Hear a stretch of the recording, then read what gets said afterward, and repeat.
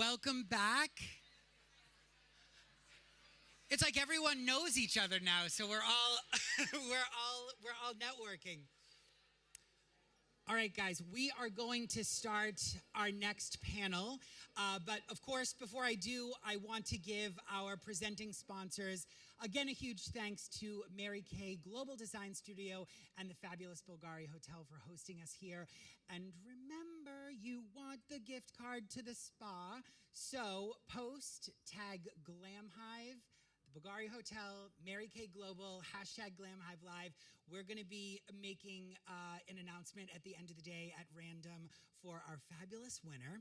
But next up, we are going to be peering into our style crystal ball for the future of fashion, moderated by Glamhive's very own Stephanie Sprangers with Nora Zukauskaite and Geraldine Moore. Take it away, ladies.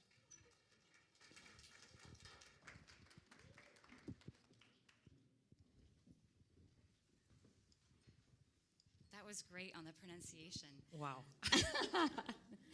Awesome, you guys. So this panel is the future of fashion. Well, fashion and beauty. I'm really excited about it. Geraldine is a fashion futurist. I feel like she's like a crystal ball. Yes. Is it working? When I introduce myself, or Can you guys hear Geraldine? Yeah. Okay, perfect. Well, I'll just say, I was going to pump you up for a second. Great. So Geraldine is a fashion futurist, and when I met Geraldine just a couple of weeks ago, and I just find everything you say so fast. It's like talking to a psychic about like the future. And then Nora is a total badass marketer. And so we're going to be talking about the future, not only just from a research, kind of theoretical perspective, but then also practical, which I love. So I'd love for each of you to introduce yourselves and tell us about yourselves in your own terms. Right. Hi, everyone. My name is Nora, and I am a marketing director for the company which owns 3 brands. Lottie London, which is a Gen Z-focused, trend-led makeup brand. Seattle London, which probably you know from several years back as a nail care brand, but now we're a full makeup brand. And Skin Proud, which we launched just in the middle of pandemics. It's our first foray for skincare. And really excited to be here, and it's a very interesting topic, and even though I can see lots of you are from fashion, but beauty and fashion is like brother and sister. We come and go everywhere together, and when one turns, the other have to turn sooner or later, and therefore Metaverse is just such an interesting topic because it was really entered by fashion and beauty. Brands like Lottie London, we jumped on the quite quickly following the lead of fashion. So that's really interesting. So thank you very much for having me. of course. Great. That's really interesting. I'm Geraldine Moore. I'm a fashion futurist. I'm originally from Paris, although I sound American or Canadian for some people. But I worked in the States, in New York and California, Los Angeles, for years as a designer. So I'm one of the few fashion futurists who actually understands fashion from behind the scenes. And then I became a futurist over 10 years ago, originally for WGSN, and then I've had my own practice for almost 10 years, and now I work with leading brands, innovation agencies as a strategic advisor, as a forecaster. And my work, I write regularly for Days Beauty. I don't know if some of you remember the Fashion Beauty Tribes. I wrote that and did creative collaborations as well with Selfridges and Days Beauty. So my work is a bit strange in the sense that years ago, because I'm quite focused on sustainability, I decided to step away from seasonal trend reports. It just felt really counterintuitive to all of my beliefs, although I understand that it's not a binary thing and we're all part of the same system. But I decided I was much more passionate about long-term shifts and behaviors, so that's kind of what I focus on. So actually, fashion, although that's my kind of target client, I'm looking at science, tech, wellness, like so many diverse aspects of society and behavioral shifts. My most recent report was called Cure Futures, but prior to that, I was focusing on the metaverse a lot, and so I look obviously at the metaverse. I love that. So by a show of hands, how many people feel like they know exactly what the metaverse is? So we're gonna start there. So, and I agree. So, Geraldine, the metaverse seems like it's, I can't read anything anymore. Is it the pandemic? I blame the pandemic, not my age. Okay, the metaverse seems to have come out of nowhere. And now it's moving very quickly. I mean, it feels like on all my feeds, everything is about the metaverse. Right. And so, can you explain what it is? What is the metaverse and why is it being created? The metaverse is being created for a number of reasons. One, it's kind of a natural evolution. Everyone's talking about Web3, and the idea of the metaverse is that it would be this kind of online space where all of your online experiences would seamlessly connect. And we're sort of in the baby stages of the metaverse. I don't know if you remember the baby stages of the internet, Web.1. The idea of the metaverse at the moment, it's a flurry of AR, VR, gaming experiences, but the idea of the metaverse in the future is that all of these things will happen kind of together in one place. But at the moment, it's kind of a nebulous term, and it's become very popular, obviously, because of Facebook and Meta. But it's the metaverse is potentially also multiple metaverses and spaces where brands connect, people connect. But there have been pioneers of that type of online space who are generally artists and thinkers or pioneers in tech who have been designing that space for many years. And I think the metaverse was described in science fiction by Geraldine Moore like 2 decades ago. So it's been a process, I guess. Okay, so that's great. That's awesome. So now I'm going to jump to this question for Nora, because Nora was, so did how, by show of hands, Decentraland, who's heard of Decentraland? Okay, one person. I'm just going to put that on record because the camera's only filming this way. So Decentraland is a metaverse, and they hosted Fashion Week in the metaverse in, when was this? Mid-March, just recently.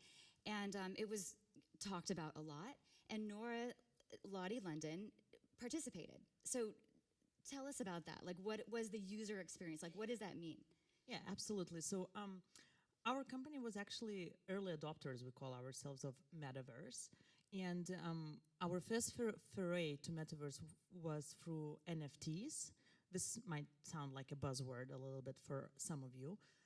End of last year, when we launched our collection, London launched collection with Kristen Quinn, the key star of Selling Sunset TV show on Netflix. And to commemorate that, we launched a range of NFTs. So that's non-fungitive tokens or digital art, in other way, which you can exchange buy with cryptocurrency online and have it in your crypto wallet.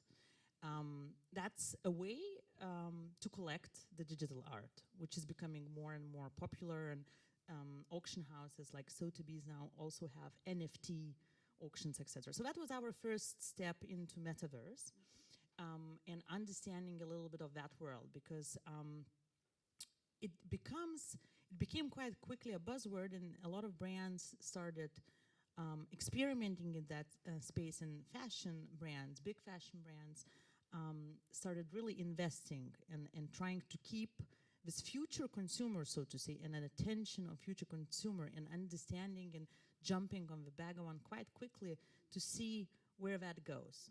And therefore, this year, with our latest launch of Neil's collection with Sean Legend, the celebrity Neil artist, which is based in LA, we thought, what if we did the digital event or launch event which had no boundaries, so no time boundaries, no physical boundaries. It would not have any physical space, but you could pop in regardless the time in there or regardless your location.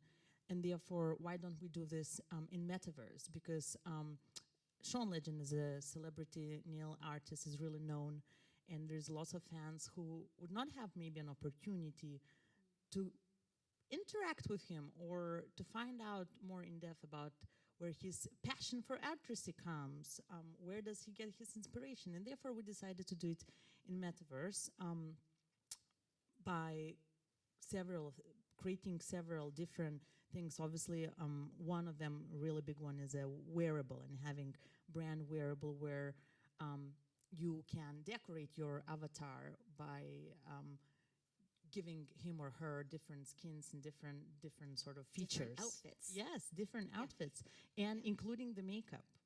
So it becomes, in other words, saying the parallel life or parallel world in the digital space where you have relationships and interactions, not in your form, but in the form of your avatar. And therefore you want your avatar to stand out, look cool, be trendy. and that's where it becomes really creative and really interesting, because you can ensure that apart from obviously the space you create itself and decorate and make sure that it's a brand experience is unique and really reveals what the brand is about to the consumers, you can also give some memorable wearable, which regardless of if a person is in the morning or going to some sort of party happening in Decentraland, can wear. So that's really interesting because it's a personalization in a way. And this is why I wanted these ladies to be here, because as stylists, this is something that will be more and more in the future. People talking about how they're going to represent themselves in the metaverse or how their avatar is going to look.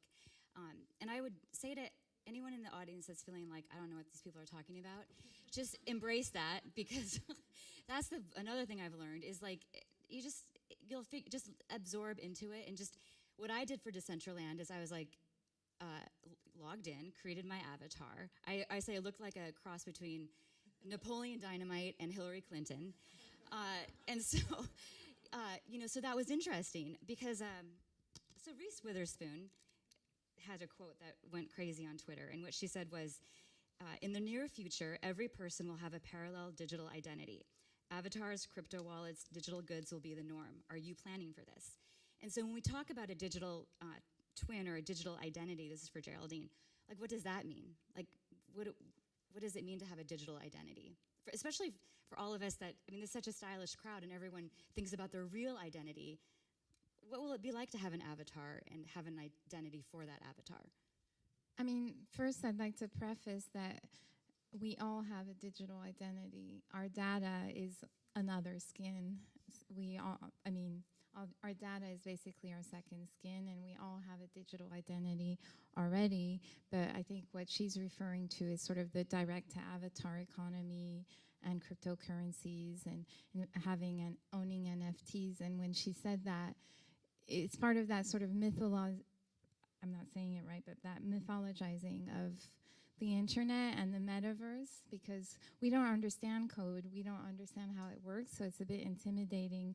Some people are predicting that, that there's going to be an entire side of our economy that exists in the metaverse, and that there are possibly even basic things like voting that you might do in the metaverse. For example, in Seoul now, they're building a metaverse for citizens to be able to go and make a complaint or do certain things, attend certain public events. So we don't know how far it's going to go, but she's right to point that you might want to like keep an eye on it.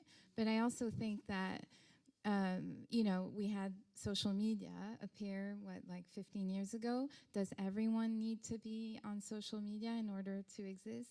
No, in fact, there are celebrities or famous musicians that have social media, that don't have social media. I mean, but I do think it's important to stay abreast of it, especially if you're creative, especially if you're dealing with fashion, because fashion is going through a type of transition. We can't make as much as we used to. And we have to find new ways of creating the dream of fashion, and the metaverse does that. The metaverse is ripe it's coming at the right time, because the veneer of online shopping as well is kind of a bit dull now, and it's like a brand new experience, a brand new way of telling the story of fashion. So I don't know if I answered your question properly, but I do think it's important to connect with it and see if it works for you. But it's not necessarily going to be everything. In fact, I was just speaking with a client last week. I work with Seymour Powell. They're one of the leading innovation and design agencies in the world. And they believe, based on all their research, and they've been working in virtual reality for years, and they believe that it'll be a multitude of experiences. So for example, the Institute of Digital Fashion at the recent Fashion Week, they did a collaboration with Roxana Ilinik you could see the dress in AR. You could purchase it as an NFT, but you could purchase it as an NFT, but you could purchase it in pounds, not with a cryptocurrency. So they kind of disrupted this idea that it has to be online or on some type of avatar. But certainly, I work with so many forecasters because I also run a school and a community called the Trend Atelier, and many people are a bit fearful of what the metaverse could be, but I also know a lot of people who are super creative, really in that kind of early adopter, underground culture, that they're really into it. They really think tech and this type of space is going to change the world for the better. So I think it's just really about seeing if it works for you, but not keeping a blind eye to it either. It's equally from the brand side, it doesn't mean that every brand now needs to jump and create their own worlds or some sort of a mark in Metaverse, because it's still not the mass awareness or mass knowledge. It's very selected audience who actively participates in the Metaverse world, who understands it, who even create economy, if you will. So there's very limited transactions happening at the moment, I would say. However, it's really adopted by Gen Zs. And that's really an interesting part, because that's our future consumers, right? So if you are playing into capturing attention with Gen Z audience or growing your future consumer with your brand, you may start by the purchase of some sort of a branded high fashion house NFT, because you can't really afford right now the real good, right? And that's, you become then a part of their world, and you slowly grow up in your life cycle with that brand being around you. So the likelihood that you're going to be purchasing at some point in your life when you have the cash flow, the right cash flow, is quite high, because you grew up with that, right? So not for every brand, absolutely. It's not a mass market area, and it's not necessarily where everyone needs to be. However, it's a great way when you start thinking about engaging with the future consumer, growing your future fan database. Yeah, I mean, I was just at a dinner, and this young man, he was 13, he was arguing with his father because his father will limit the skins he can buy. And so there's this, he was trying to manipulate the whole table to convince his father to get him more skins. So he's like the future of a potential consumer who would really be into skins. And I think that side is really interesting and exciting, and it opens up possibilities in terms of, personally, what I'm interested in is what fashion means.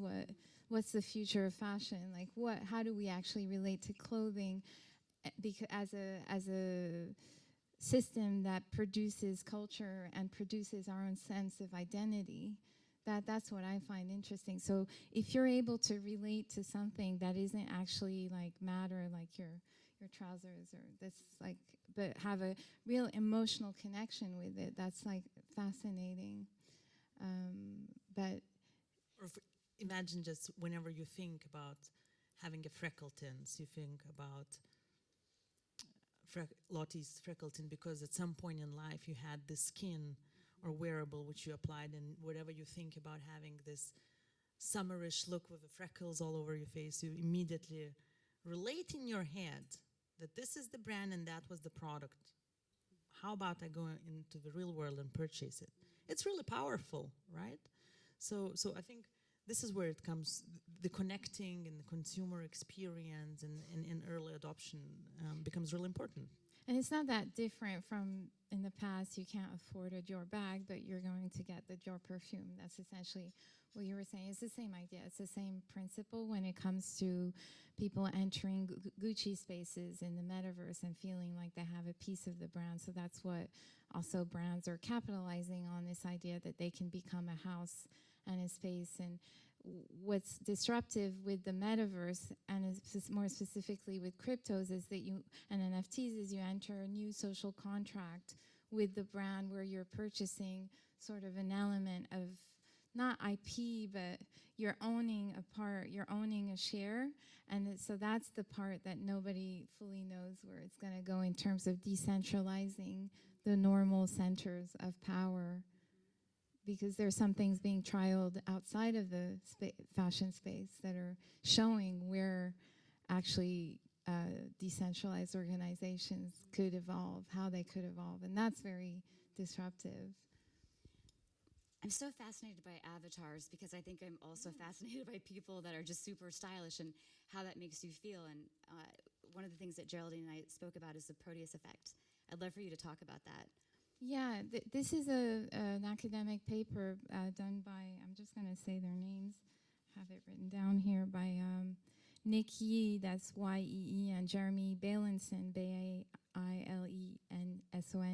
Anyway, they wrote a paper called The Proteus Effect, the effect of transformed self-representation or behavior. And essentially they studied a number of subjects and looked at their behavior with different, the way they connected with various types of avatars. And they found that people change their behaviors according to the appearance of their avatars. So for example, if the avatar is considered attractive upon our current beauty standards, they will feel more confident. If there's a part of the study showed also that with avatars that were taller, in negotiations they were more aggressive and unfair. So there's this type of connection with your avatar that affects your behavior. And I just want to quote something about it. Participants who had more attractive avatars exhibited increased self-disclosure and were more willing to approach opposite-gendered strangers after less than a minute of exposure to their altered avatars. In other words, the attractiveness of their avatars impacted how intimate participants were willing to be with a stranger. And then in another study, they said that, there were unfair splits in negotiation tasks when the avatar was taller. So it's just these behavioral changes, they don't happen over a couple of weeks or a couple of months, they happen in a few minutes. And so, and I myself, actually, for Days Beauty, I interviewed an AI robot called Ida. She's the first AI artist in the world, and I really related to her. We had an amazing interview and conversation, and I was even just thrown aback by my own emotional connection with this robot who was because she was so realistic and beautifully dressed, and so it just shows you, and in some cultures, like in Japan, it's normal. Everything has a life, and this is why in Japan people relate to their robots and holographic celebrities. It's Just part of the imagine culture. being like having this double life and being in the virtual space, whoever you want to be, look the way you want to look. It's not predestined. It's you can design and form your personality or the way you are in whatever way you want it to be. It's liberating for a lot of people, but I'm sure it's going to open another conversation, which there was a question before in the previous panel about, mental health issues, because sooner or later people will start having double lives and double identities. And how do you deal with that later on? And how does that, which life is real life then it becomes? I'm looking at that actually as part of my research, and there are crypto rehabs now. People are actually going to crypto rehab, and I don't mean to sound dark, but imagine the other part of the metaverse is that it's another form of social media, and there's the concern by some experts that because in a DAO, which is a decentralized autonomous organization. So this is an organization where everyone owns a bit of crypto, so everyone has a say. It's a bit like if you're in a kibbutz, moshav, cooperative. It's the same thing, but in the metaverse. So that's a really interesting system. But with crypto, it's kind of incentivized. You might be in a DAO and be needing to produce content all the time. And we've seen with social media that can be an issue with anxiety creation.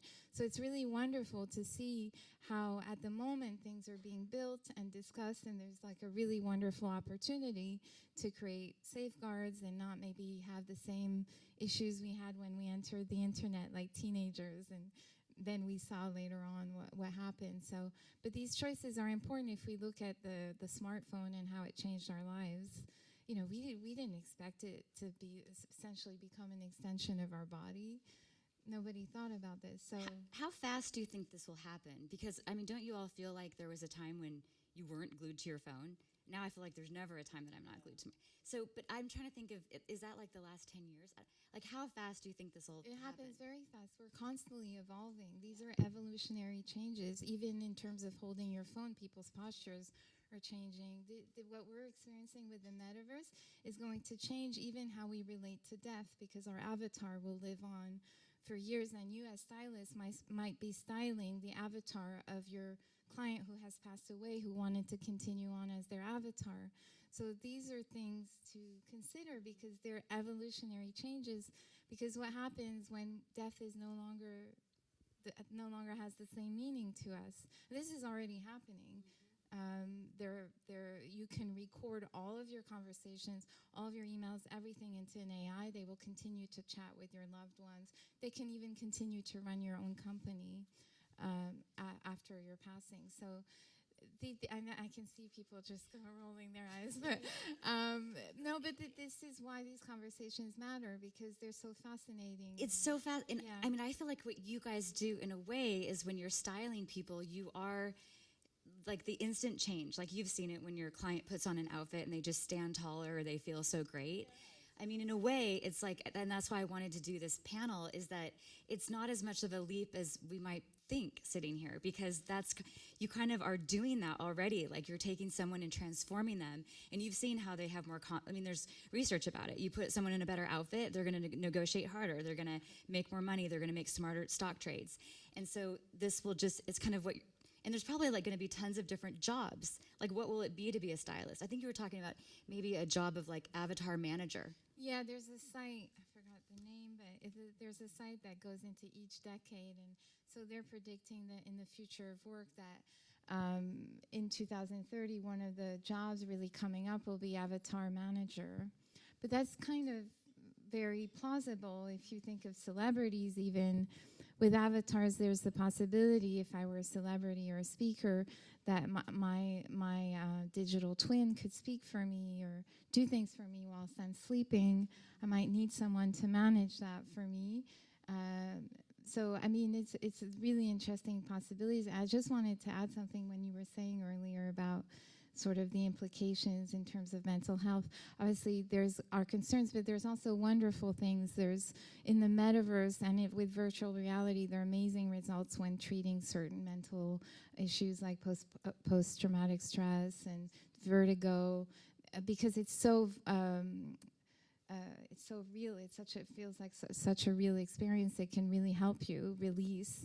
And the other thing is that for people who are non-binary or transitioning, or various people who also, I was just came across several projects, especially when it came to gender, where people felt like they could transition or express who they really were in the metaverse. So there's also lots of positives, even for people who live with a disability. And I think now, I mean, it's great that we're having this conversation, because rather than being frightened, I think we need to embrace.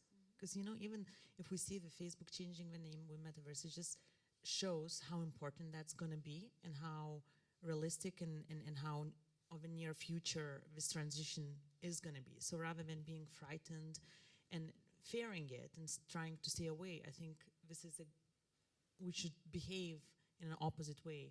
Try to enter, find our space, explore, and embrace, so that we find the right voice of how we want to be translated in the metaverse world and how we want to be understood and how we want to behave.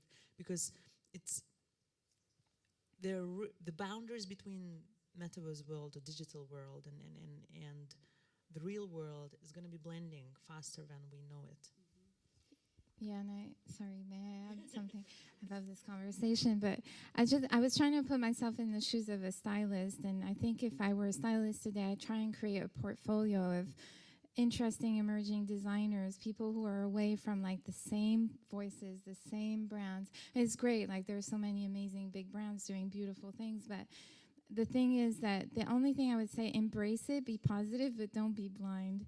When the metaverse is being essentially colonized by a company that swayed elections, I think we should be careful. So I think in the choices we make, we basically create our own future. So there are a lot of platforms that are not necessarily Meta. In fact, just last week, there was an article published on Wired that said that Meta was off to such a bad start because it's not even that creative.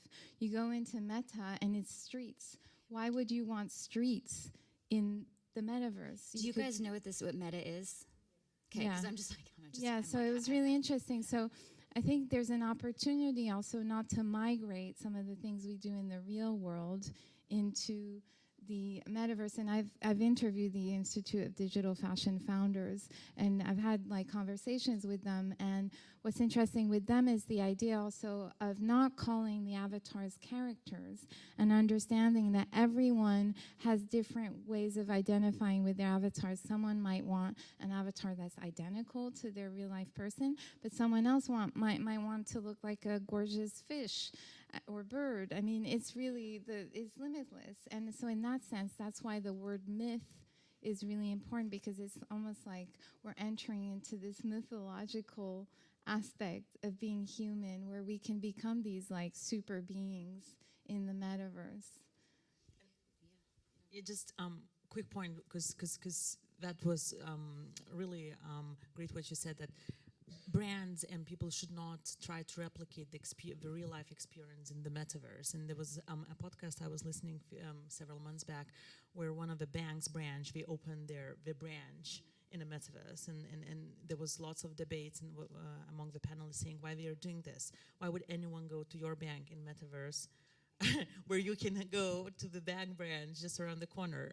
So I guess it's, again, finding the right and unique voice of how you express your brand or your experience that the brand translates in the metaverse, rather than trying to replicate exactly what you are offering IRL, so to say, in this world and universe. And another point I wanted to add on is really encouraging the artists to step in and experiment in that phase, because it's a great platform, and it's a great opportunity to get noticed quite quickly, because it's not mass yet. And we can see, especially when we talk about NFT, how many NFT artists have become ridiculously famous, entering the space and exploring the opportunities, because it's just so new.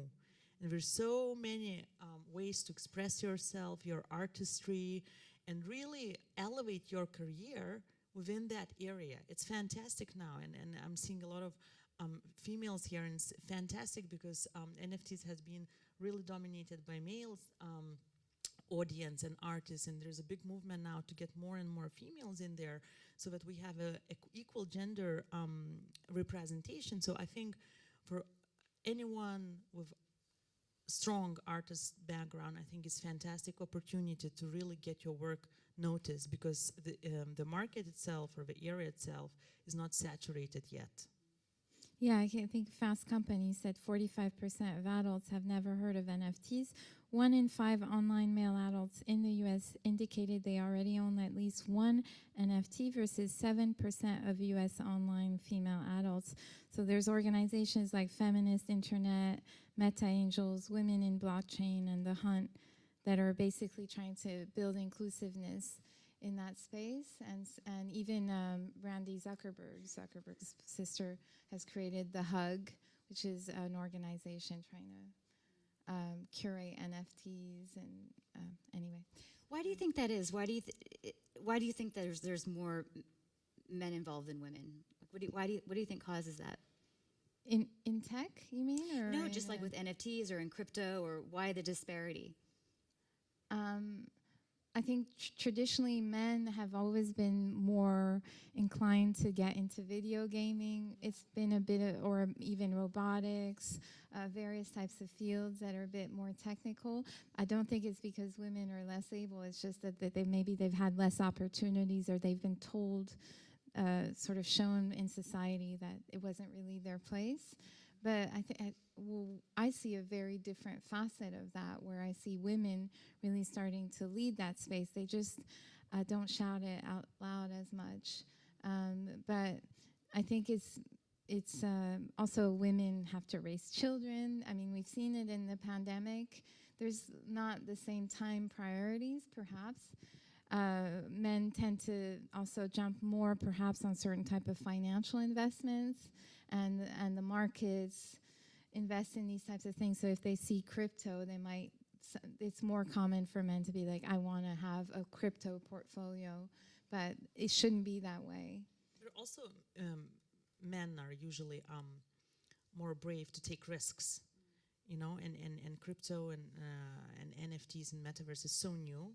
It's quite risky, you know, because you don't know how actually technical it works, and men just really are much more prone to experimenting in the new areas and new fields related to finance or technology and VR4. But there is a great platforms, like Geraldine mentioned, for female artists to really get in touch, get involved, because there is a huge movement right now, which is great for us to see, you know.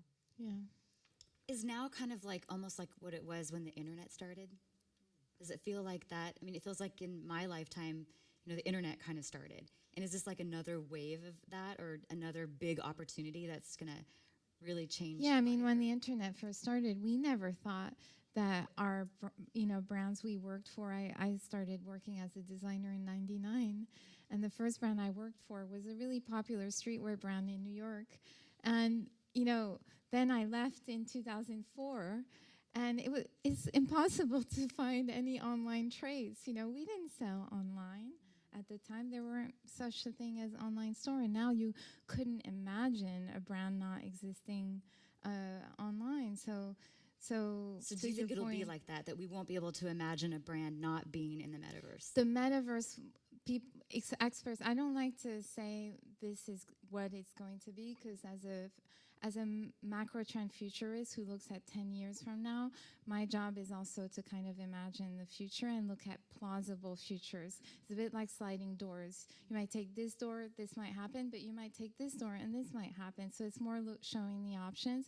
But experts are saying that the metaverse will be one layer or one offering in your brand, that it'll be one aspect. And in terms of, I think there's a lot of interesting things. Some people call it synthetic creativity, and even potentially the possibility of collaborating with an AI. Some designers are now co-designing with these really interesting algorithms, or the Fabricant is kind of leading in that space. So there's a lot of things that we can't predict, the same way we didn't predict when the internet first started. It's what I was trying to say. We didn't predict that we'd all be selling clothing online. And one of the things that I think is interesting is the idea that there could be a set type of co-ownership model, that maybe a future fashion brand might be actually a brand of lots of creative directors or lots of designers, and that's what McHugh, which is Alexander McQueen's diffusion line, is doing. There's this decentralized idea of fashion, and it's a shame that Virgil Abloh is no longer with us, because he was so innovative, and I wonder what he would have done, and it would have probably been indicative. But if you look at Louis Vuitton, they just opened their first store where they were accepting crypto at the cash register. I forgot which location it was. So I think you have to pick up on these early signals and get a sense of, okay, what's happening here. And then just kind of play around with it. I think that's a good thing. So do you, kind of flipping back to the Decentraland Fashion Week, as a brand, do you feel like you're ready to do the next one? What did you learn? What did you think it would be like, and then what was it like? Yeah, great question. We didn't expect so much demand, really, because we didn't know, right? We know that it's small audience, really selective, It's not a mass interest as of yet. So it opened us the opportunity to try and experiment various things. So we obviously had the wearable based on our free cult products. So the stamp liner where you can have like the perfect wing on your avatar. We had like the freckles which you could add on, and you had and we had a super thick mascara, I think, where your lashes went extra long. So we produced 1,000 of them, and they which people could exchange when entering into our event. And yeah, in the first 12 hours, they all disappeared. So we had to reproduce more to make sure that we cater to the demand. And we extended the event from 1 week to 2 weeks just to make sure that, because there was a lot of demand and people really wanted, or avatars, I would say, really wanted to visit it. And we could engage and interact with Sean Legend's video where he was filming and talking about collection. They could see all the imagery early on from the campaign shoot and see the designs and where the inspiration came from. So it's really a, kind of an art gallery slash kind of pop-up, if you will. So we didn't expect the demand the way we had. So that was kind of big learning, that there is really a huge appetite for events happening in Decentraland. Also, the second big thing we probably learned is the tech part of it, because we were just chatting with Geraldine before. Our computers and softwares are not really equipped to smooth entry into Metaverse. So, and Metaverse is being built all the time by the people.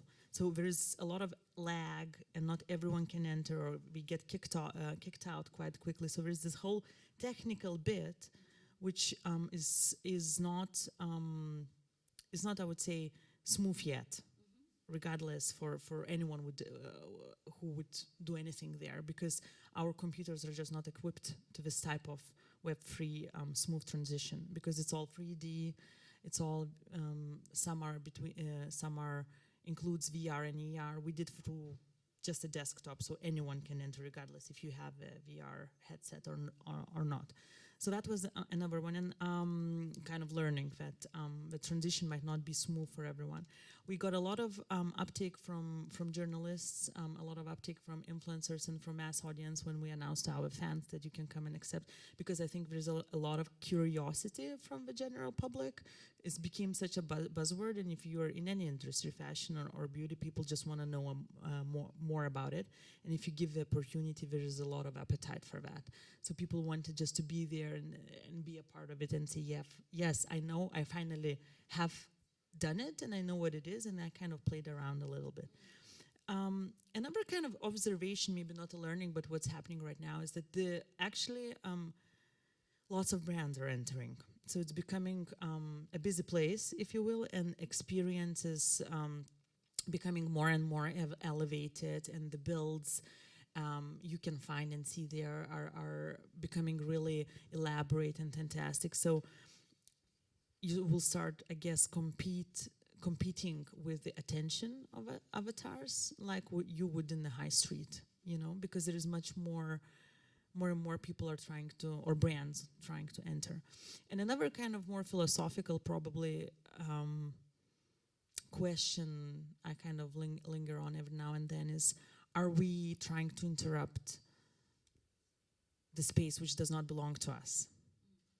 In a sense, are we trying to intrude the world which is really not meant to be intruded by brands or branded experiences? That's kind of, I guess there is no yes or no answer, but sometimes, you know, like in gaming, whenever you start getting served ads, or there's a lot of talk about that, you know, you're intruding their world and their experience. So given that the Metaverse is becoming a crowded place for brands, and brands see this as an opportunity to capitalize on, are we really entering and intruding the world of avatars? And how do they see us? You know? Do you know? No.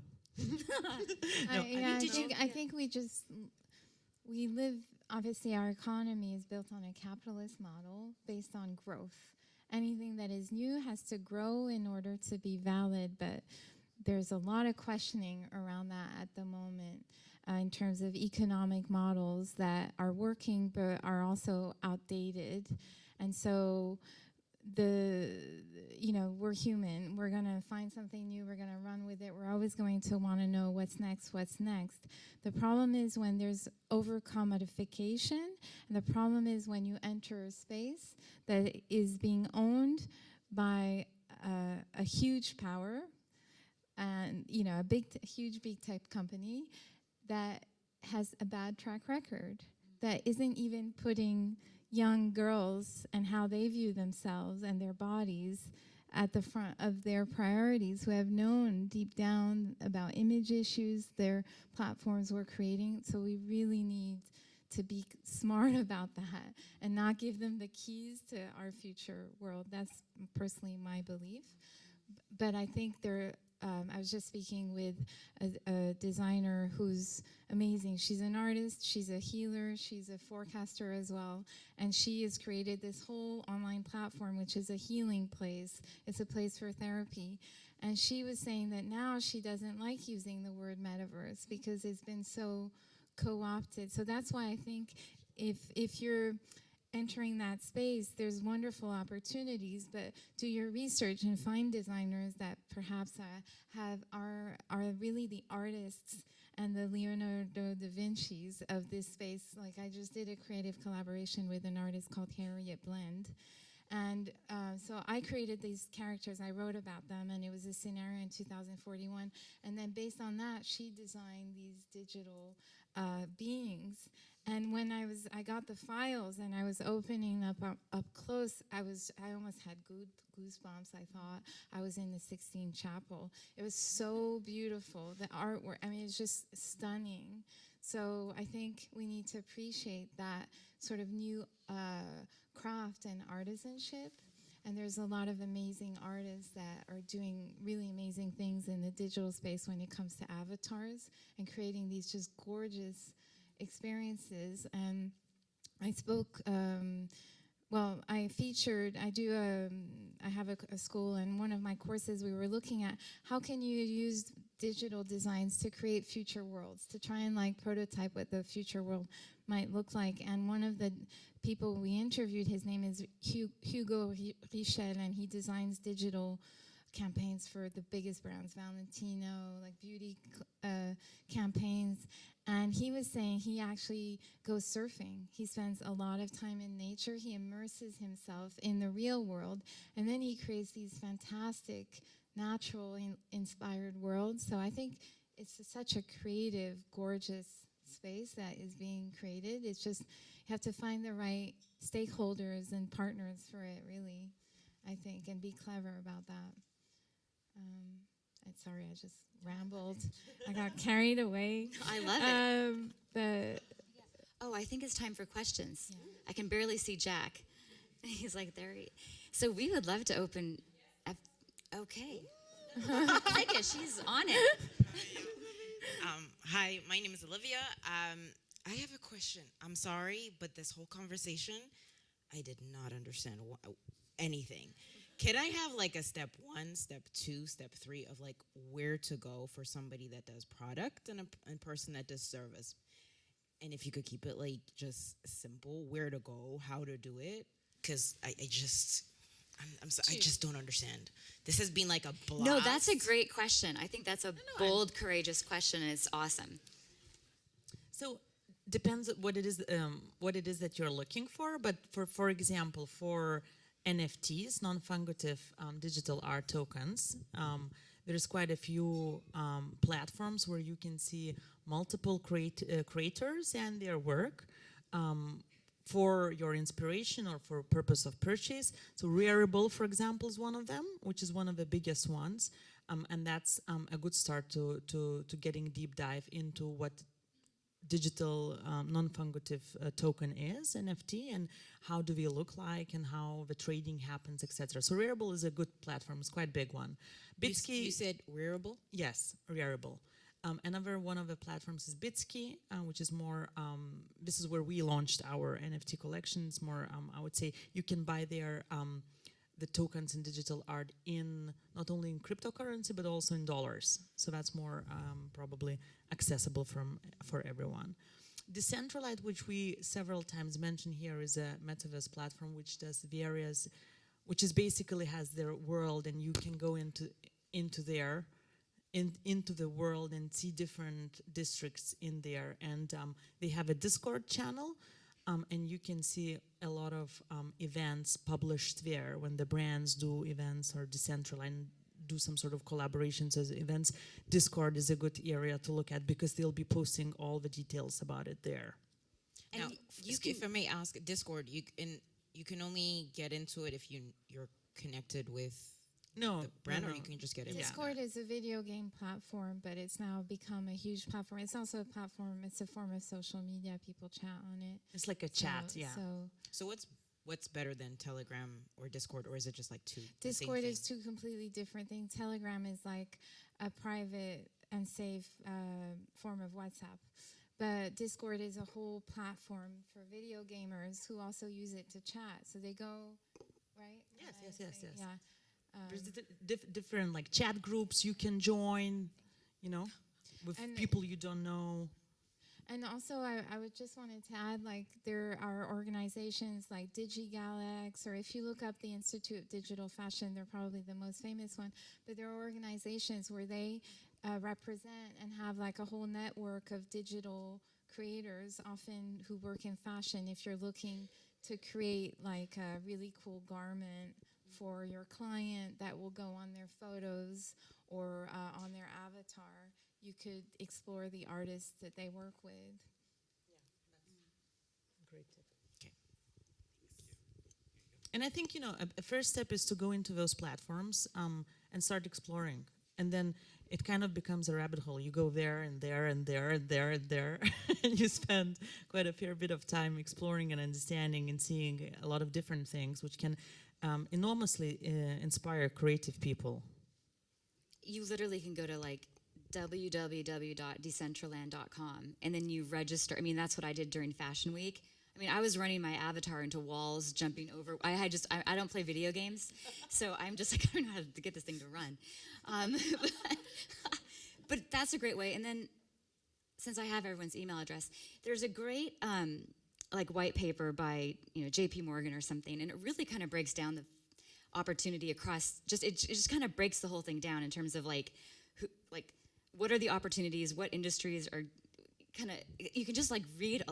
I mean, I've been in this space for like 5 minutes, and then I feel like the more you read, the more it just starts to sink in, and just play around and just try to break it. That's another thing. That's another great way to learn. It's just you can't break anything.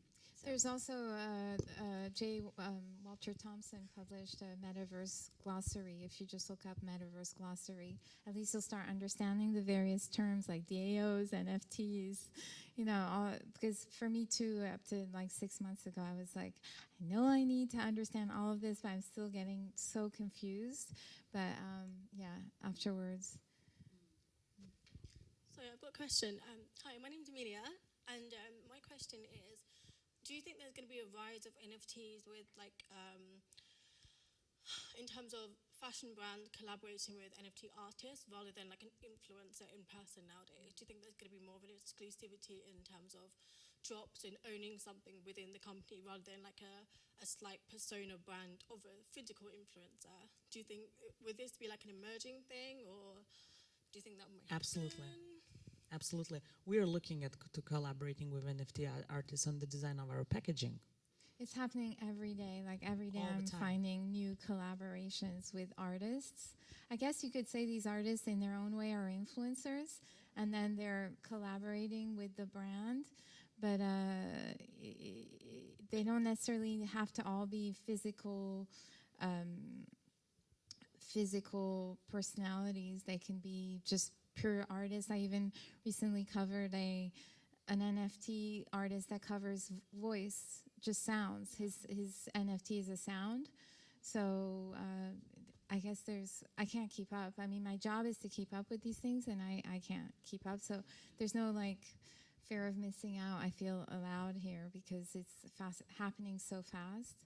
So. Thank you. And also, OpenSea is a really good platform as well, just to see other NFTs as well. Anyone else? Got a few back here. Thank you. Hi. My name's Kay. I work in the sustainability sector, and I was just wondering if you could kind of address how you justify working in this space when we know it has such a really big environmental impact as well. I'm so glad you Yes, asked this that's a great question question. because that's what I wanted to talk about also when it comes to NFTs. Because actually that was one of the questions in the panel, but I guess we ran out of time. Is it okay if I jump in? Obviously, I'm a founding member of Fashion Act Now. I'm a member of Extinction Rebellion. These are things that really matter to me. It's not a linear thing. I'm wearing shoes with plastic. Everything else I'm wearing I either made or is vintage. But the thing is that digital fashion, digital clothing itself can be quite sustainable because it reduces so much of the footprint of sampling, making, shipping, and just so many sort of research and development costs within fashion. But NFTs is a different thing. And NFTs, at least at the moment, run mainly on the Ethereum network. When an NFT is a form of crypto. So if you're creating a crypto, you're using a ton of energy. And I actually have statistics that I printed for today, but I might not go into, but you're looking at using your entire electrical power for the year in a matter of just really quickly, like in a matter of a day. In fact, not so long ago, there was an artist that pulled out of an NFT art project because it was just so outrageous. So if you're planning on going in the NFT space, you need to start thinking about that. Some people say, okay, well, that's okay, just go and just offset your carbon emission. But as someone who's an activist, I would say that's also a little bit questionable as well. So essentially, there's no sort of silver bullet, really, when it comes to digital fashion. A digital garment that's designed and then transferred onto a body or an avatar, that's different. But when you start to go into the space of crypto, it's a whole other ballpark. And the other thing I would say is that when it comes to sustainability, if you look at the 17 SDG goals by the UN, the first one is fighting poverty. One of them is innovation, infrastructure. But so how are we fighting poverty, or how are we addressing people in the real world? I know that mainly they're not necessarily our audience when we're trying to style them, or a wealthy client, etc. But I'm just saying, if you're trying to be sustainable, perhaps a place to start is look at the Sustainable Development Goals and pick one for you that might apply to you, and try and see where the whole NFT metaverse space fits within the Sustainable Development Goals, and you'll see that it doesn't fit in a ton of them, because most of them are about gender equality, water, fighting poverty. So I think we just need to kind of keep it real, and probably one of the wild cards of the metaverse is that the same way today, because of the war in Ukraine, we're seeing that we need to shift our oil dependency. Possibly by the end of this decade, fashion will be regulated. It's already happening in France. So essentially, that could fast track how much people want to dress their avatars, because they might feel limited in the real world. So there are things we can't totally predict, but anyway. Another way to think about the damage side on NFTs is to really look at the charities, and that's what we did when we launched our NFT collections and partner with charities, which and there are tons now, which offset the damage Ethereum makes of minting a certain digital art.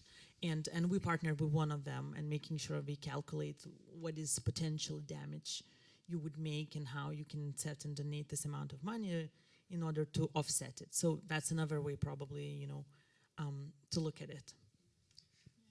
Thank you guys so much. That was an incredible knowledge drop. Thanks, Stephanie and Nora and Geraldine. I now know that Decentraland is not a town in the Midwestern United States. So thank you so much. We're going to take a quick break so your minds can explode, and we'll be back here with our last panel, Behind the Seams. Thanks, everyone.